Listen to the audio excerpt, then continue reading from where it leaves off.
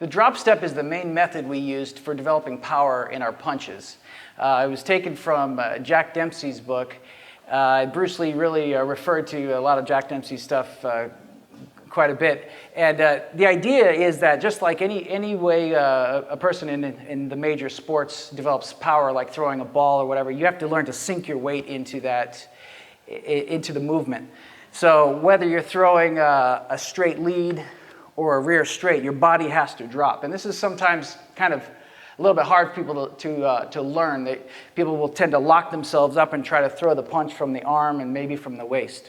So the idea is, a drop step is just basically the timing between when you take a step and letting that falling of your weight, the sinking of the mass of your body, ending up on the end of your punch.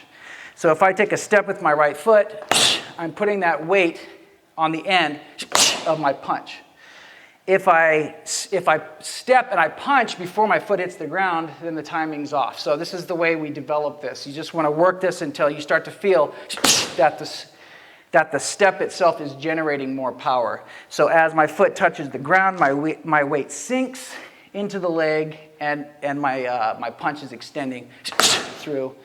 And see, I'm starting this from a neutral position so that we can practice this from both sides. There might be different situations where I would step with my right hand and my right foot to generate power with my right hand. There might be times that I step with my right foot to generate power with my left hand. So we'll practice this on all sides. Take a step with my right foot, and I'm hitting. Take a step with my right foot to hit with my left. Same basic idea. Notice as my foot touches the ground, there's that second of the sink and rotate of the hip on that one. So I'm hitting across on the opposing pad. So step with the right foot to the right hand, right foot to the left hand. Okay. I may also step with the left foot to generate power for the right hand. Okay. So again, you want to fall onto the leg there as you're taking the step. And then you'll take a step with the left to generate power with the left hand. So as I'm stepping forward from the natural stance, I'm stepping and generating power there. So the idea is every time your weight sinks, you're adding that weight. The sinking, the falling of your mass should end up on the end of your fist. So practice this a few times on each hand, okay? And then what we've done is we have another drill that helps you really get the feeling, because when you take a small step, it can be sort of hard to time it at first. So you take a little step, the timing is very precise. So what we'll do is we'll let the person take a much higher step. When you take the large step, this is actually not completely unrealistic, because sometimes you will use this off of a kick or off of a jam.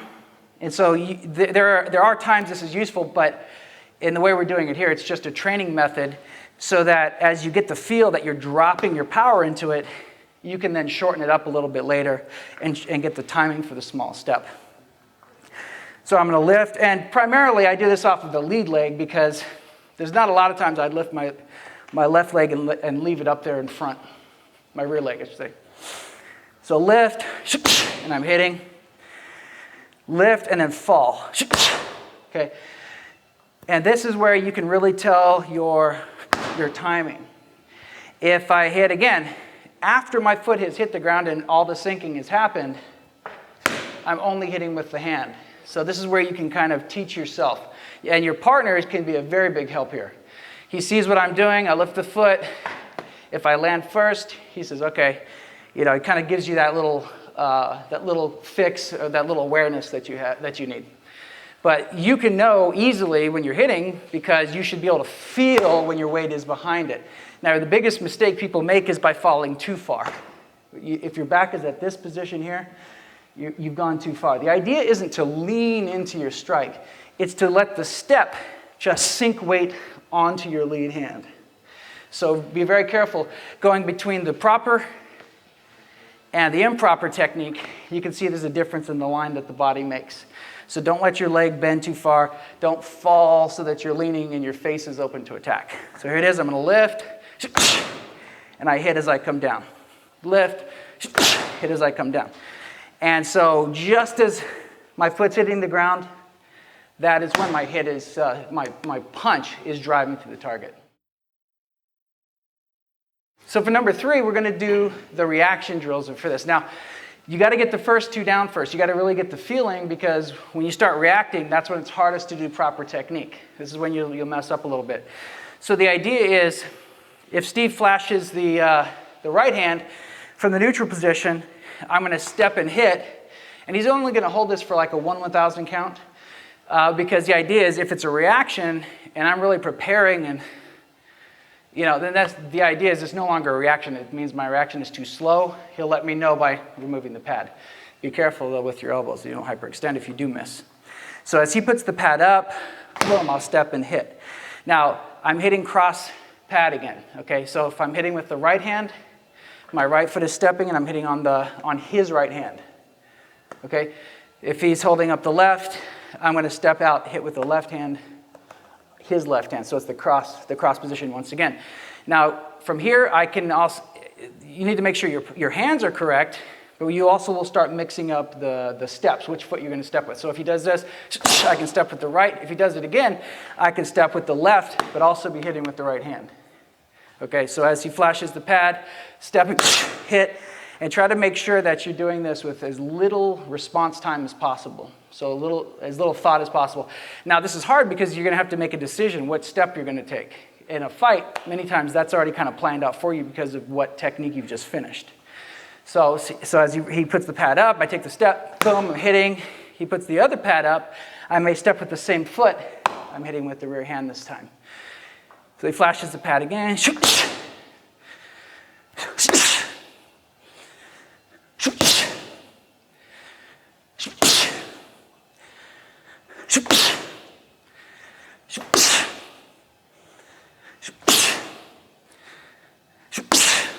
Okay, and so the idea is to get to it so it's to get to the point where it's feeling natural.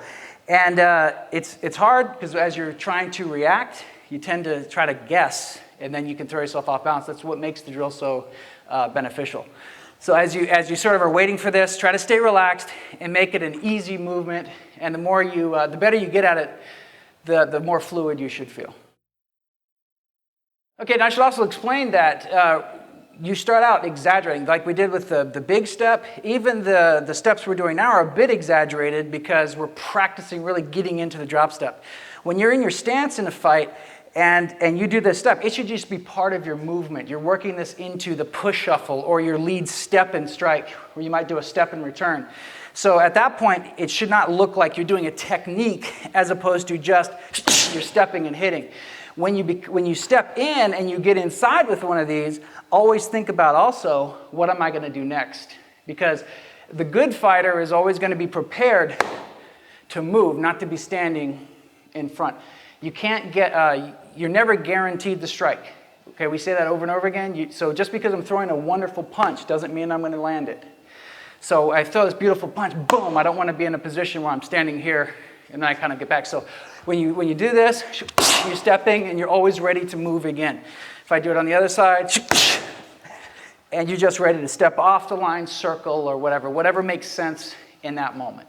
When we're practicing from this natural stance, this is actually many times the way you're going to be standing. If somebody just attacks you without any provocation or just without your knowledge, you're not always going to have the benefit of being on guard and have your body perfectly angled off. So if I'm sort of standing here and I see that he's hitting, if I want to intercept, I may step forward with that. And that little step from here is actually realistic in this sort of situation. And it will give you, even a small step can give you the difference between just a punch and a knockout punch or a very devastating punch. And so from here, when you take that shot, you take that punch, you want to make sure that you are also ready. The moment you hit, that would be when you start to move around. See, I'm already here, I'm sort of relaxed, boom, I hit, and now I have to get quickly into a position where I'm sliding off the line and I'm ready to follow up with my counterattack. Now we use the heel-toe sway to generate power in our lead hook. And it's kind of hard to explain in a document, in an article. It's because it's sort of the way the weight is distributed and all that, it's just easier to show. So when I throw a hook, typically the way we're standing, technically, everything's 50-50 in Jeet Kune Do, right? We have our weight distributed, but that shifts. And many times when you're throwing a hook, it's right after a cross, or you've just thrown a lead that may distribute some of the weight to the lead foot. Now, even if it's 50-50, this works, but you get a lot of power if you've got a little bit more, maybe 70-30 or 60-40 of the weight on the front foot. But as I throw this hook, I'm just pushing off the toes, and this is where people get confused. They see us driving off our lead foot, and as the hip rotates over, they see this heel come up. They think that we're pivoting. This is not a pivot. This is where the heel-toe sway explains a lot. If you understand it's not a pivot, it's a completely different technique.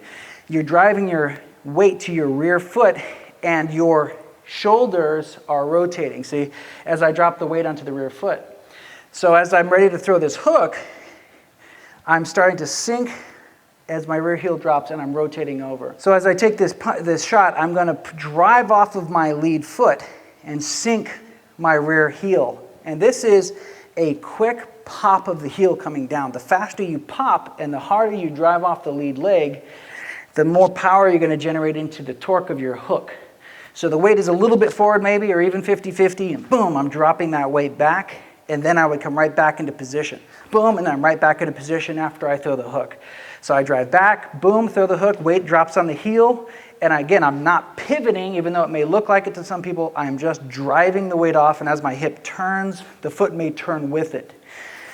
But that's not the driving force, okay? And then as I hit, I immediately pop back with my weight distributed 50-50.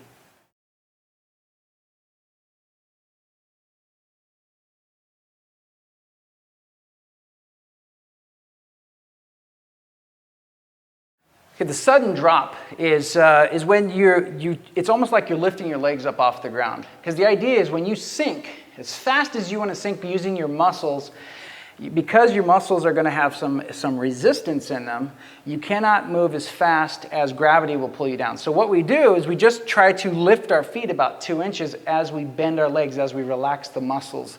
So as this is done, see, my weight drops. You have to let the legs relax, because if you just lift your legs, you'll get sort of a weird feeling like you're just dropping to sort of a horse stance. The idea is keep your legs relaxed and supple. Boom, you let them bend, and you fall. We use this in many different situations, but the way it works with the heel and toe sway is all of that drop would be on the rear foot. Boom. So as I want to sink into that rear foot, that's how you're going to create that sudden quick drop of the rear heel to generate the power.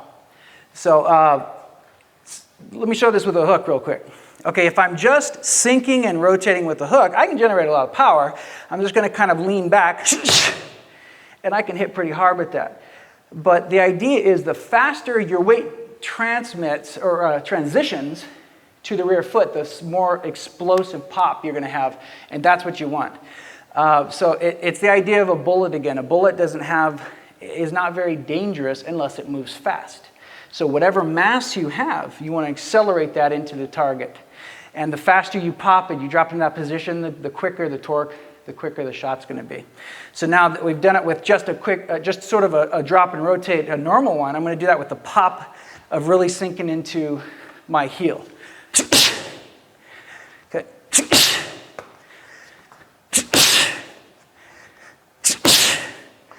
And so from there, boom, as you pop, you still want to drive yourself back up. I'm kind of pausing so you can see that back pop there. When you do it properly, you come right back up onto your feet again. This is especially noticeable when your punch starts from a close range. If I'm if I'm right here, this is his face, so this would be like me hitting him right from right here. When we throw a cross, you can tend to get away with kind of just torquing all your weight because you have this wind up, and that's beautiful. When you're close though, if I just rotate from here, it's a lot harder to get torque from because it's a small amount of distance to build up momentum. So if I want to go from here and I'm going to just drop, I want to have that quick sudden pop that sudden drop gives you, and that's what's going to generate the power.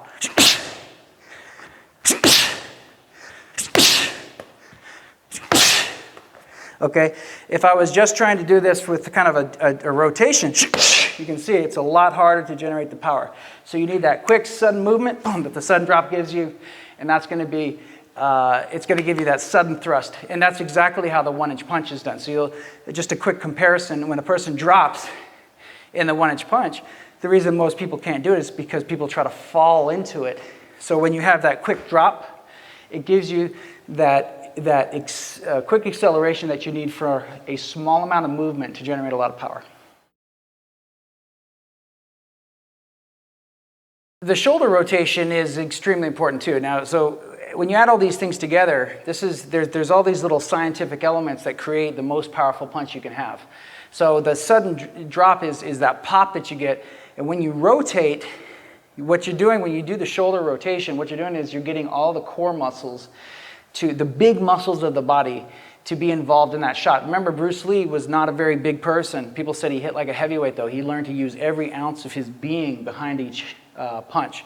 So if I'm throwing a rear straight, and I'll show you with my right hand here, what I have to work with people many times is people will either lock their shoulders here and punch with the arm, and they don't get a very good punch compared to what they could have with the proper technique, or people tip their shoulders and one shoulder is lower than the other. So as that weight is dropping, your shoulders should rotate on the same horizontal plane, and you're using the forward weight or the sinking weight to accelerate the rotation of the shoulders, and that will drive your punch out. And notice, this is very clean because this hand comes straight to the face and I'm running right down the center line. So the shoulder rotation keeps you also from staying open. So when I come down this line, boom, I'm closed up for a second as far as being able to counterattack, the opponent being able to counterattack, and then I'm coming right back on that line again. So from here, step shoulder rotation, as I hit, notice the shoulders, I'll even do this slow without a step, just using the shoulders. You can see that all the muscles in the body, all the core muscles are throwing this punch as opposed to an arm, right? So here, using the rotation, hit that. Okay, same thing goes with the hook. When we throw the hook, we had that heel-toe sway, the sudden drop, and what really adds the power now is the rotation of the shoulder also. Because if I drop and do all that stuff, but I don't rotate the shoulder, then you're still not getting a very good punch. So as I sink that weight back, I'm going from here, okay, and then the shoulders are, boom, rotating across the center line. I should be looking right over my forearm, right over the center of it. So in other words, once I hit Steve, that's the depth of the follow through I'm aiming for, not over here. I'm not trying to go, right? Not trying to go here. So even though the shoulder rotation, everything is on a controlled, nice, clean plane. It's here, boom, and then you're right back to center again. So I throw this hit, I'm going to sink my weight forward, okay? And let's say I've just finished throwing across, so you can see this. I'll make this a little bit longer of a punch so you can see the movement. So the short one, same idea. But let's say I finished across. I'm going to rotate this in and through. Boom, and see I'm looking over the forearm. You're going to generate a lot of follow-through, a lot of power in this, so you have to be in control of the arm not following through too far, which means right as I get here, I snap that elbow down, okay? And I'm back here again, see? So I'm in. Notice the rotation of the shoulder. And notice how quickly my hand gets back to center.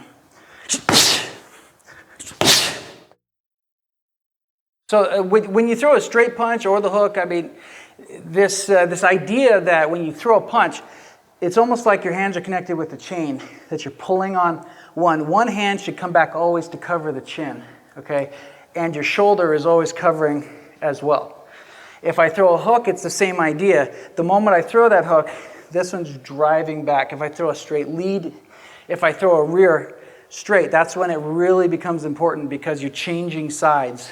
That means my face is open to attack the longest if I don't cover. So the idea is like I'm pulling a lever, which is driving this rear hand out, but that lever should come right to your chin, right to the side. And your shoulder, your rear shoulder at this point should be covering the other side of your chin. So if I'm throwing that cross from here, I'm pulling this back, and see from here, I'm covering this line. So this comes here, boom, right here, because he's going to be throwing his counterattack. So here, I step in, and this is covering the chin right away, and then boom, whatever you're going to do, as soon as this is finished, this hand comes back to the chin, lead hand returns to its beginning position. So boom, and then back.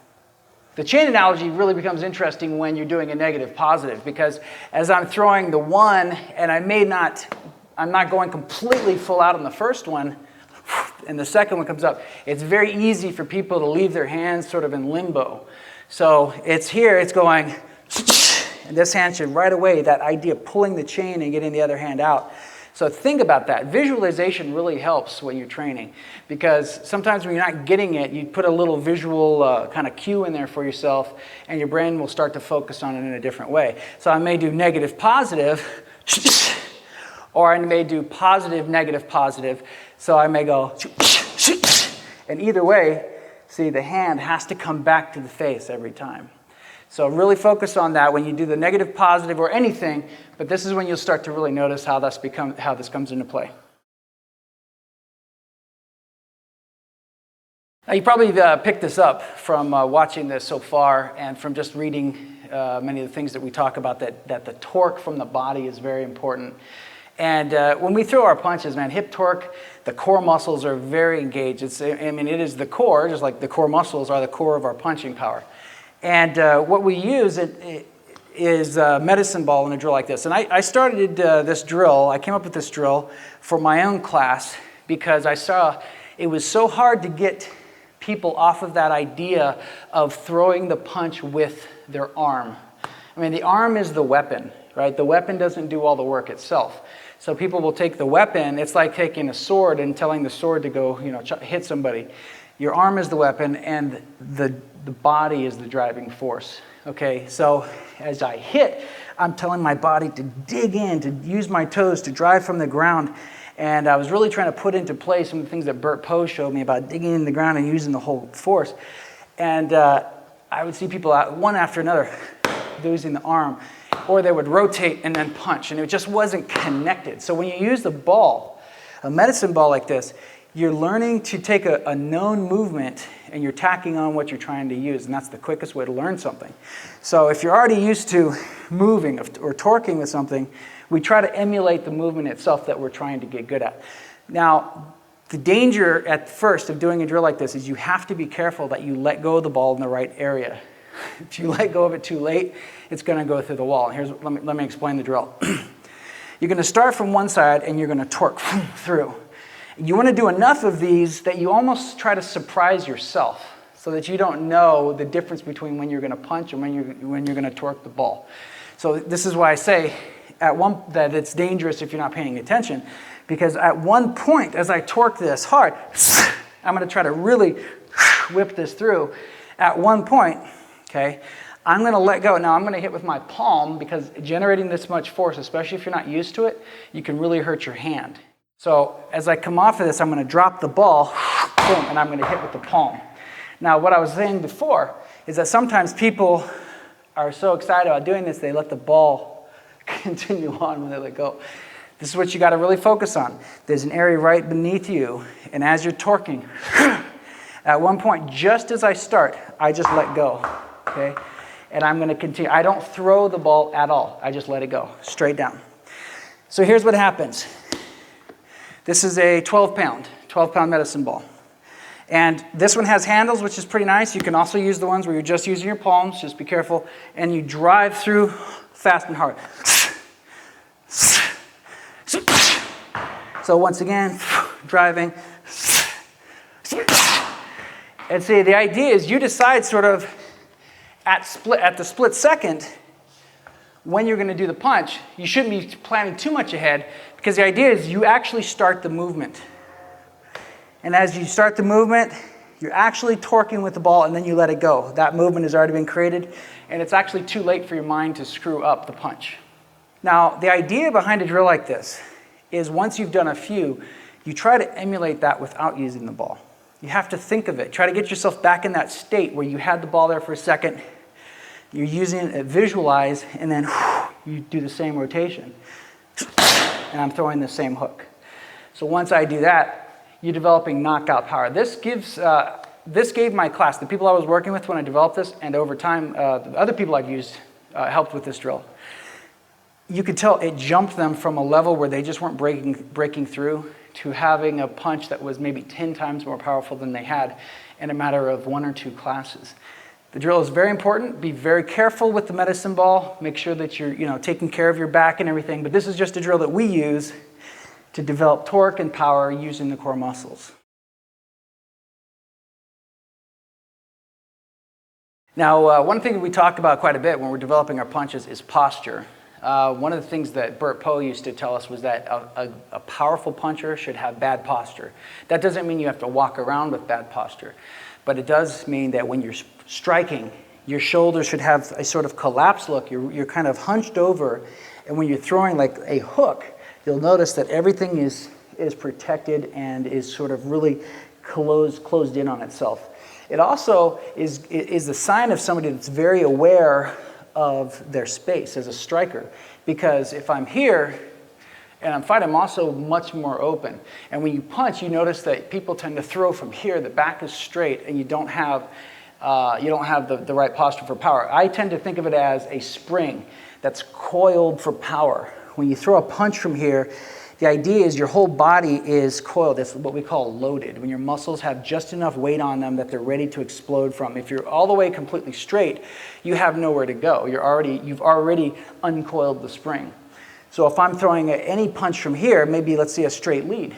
I'm in this position, and I'm hitting, right? From here, I'm uncoiling the spring. What really facilitates this is what Dennis Blue calls the 2% tuck, where you just got your body torqued just a little bit over center.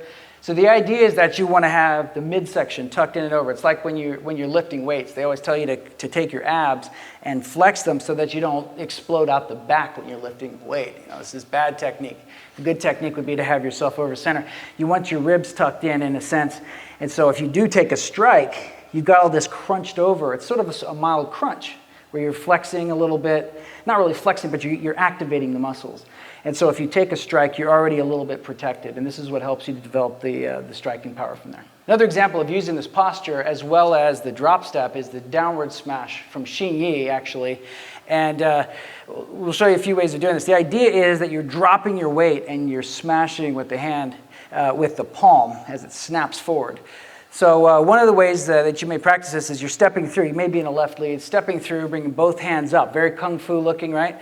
And as you come in, boom, you're going to smash straight down. This works that drop step, and it's actually useful when you have somebody's head there or you're just coming down on somebody's face maybe. So I take that step through, and I'm taking that pop. Okay? Then the other one would be that I'm just taking a step through and I'm not bringing it any higher than my head. It should be a little bit more natural. So as I bring this up, I'm just coming up and I'm taking that pop. Okay, the next one would be a lot more close, a little bit more realistic. And again, it all comes down to the sync of your body, because now I have no momentum to build up from up here. So I'm just going from here, and I'm going to sink my body into this. Boom, you're dropping your weight. You could use the sudden drop in this, right? So as I bring the hand up, I got the person's head or whatever. From here, you're just going to sink and pop that strike off. One more time. From here, and you take that shot. And the posture comes into play because you're basically dropping into your sternum. I mean, this whole posture thing is very, very important, because if you notice, if I try to do this straight, there's not going to be anywhere near the power. Part of the dropping power comes from the curving, that tucking of the body as you sink into it. Because I could use just the weight, I can use the weight and the curvature of the core, that tucking in on yourself. Boom. Okay? And that's what creates that power.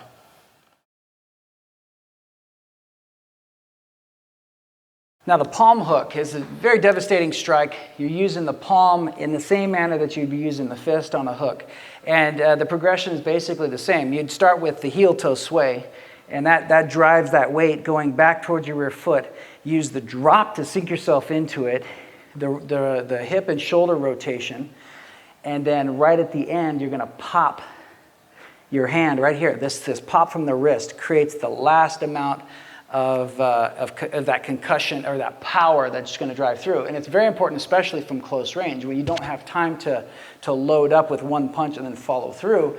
This one's coming from here, and that little pop is what's driving all of the power and adding that last little bit into the target, similar to the 1-inch punch, the way the hand would pop in with the bottom 3 knuckles driving through. So if I do this real quick from here, you'll notice without bringing the hand back, I'm going from here. You'll see me sink, rotate the shoulders and the hips, and then the hand will pop, and we'll change the angle a little bit so you can see this as well. So from here, that's a pretty powerful pop. We'll take it from this angle. Same idea. I'm just going from here, taking that rotation over, and that nice little pop. And when you do this one, the palm hook, you don't necessarily have to get everything in a perfectly horizontal line, the shoulder, the elbow, and the hand. It still can happen, and that's perfectly fine. Some people have trouble getting their wrist around on that, so you can do it a little bit more with the elbow down. And it's a little more direct from this angle. If I'm here, boom, and I just want to take this guy and quickly take the shot, sometimes trying to get into a clean, proper-looking hook is going to waste a little bit more time than you need, than you would like to. So from here, take that rotation, sink, rotate everything through, and that little pop just by itself adds some power to the end. So from here, I'm taking that pop over, and you can see that drives a lot of torque and a lot of power through the strike. See, one of the little cheats, and actually Bruce Lee did this, and I haven't seen a lot of people talk about it, but the idea is when you leave your hand here and the body moves first, see, by that progression we talked about the heel twist weight and everything moving first. Sometimes people will think you're pulling off if they watch, and I've been accused of this before, where you see your body move first, it looks like you're trying to bring your hand back this way, but it's not. As long as your hand stays there on the line, what it does is it creates an elastic sort of tug right through the muscles here. And so when you rotate, that elastic tug then whips the arm through and creates a lot more power. If I did it simultaneously, the whole movement together, you don't get that elastic tug that snaps the arm through. Simultaneous, you can get pretty good power. With the elastic tug, it goes whoop, boom. See, the first part, whoop, boom, and then that pops through at the end. So try that slowly. Try to feel as you leave your arm there, that little tug that wants to pull the arm through, okay? Then as you get that, you can try it a little more fast. And that's where the power comes from. We hope you've enjoyed the first power punching guide and videos. And stay tuned, we've got a lot more coming.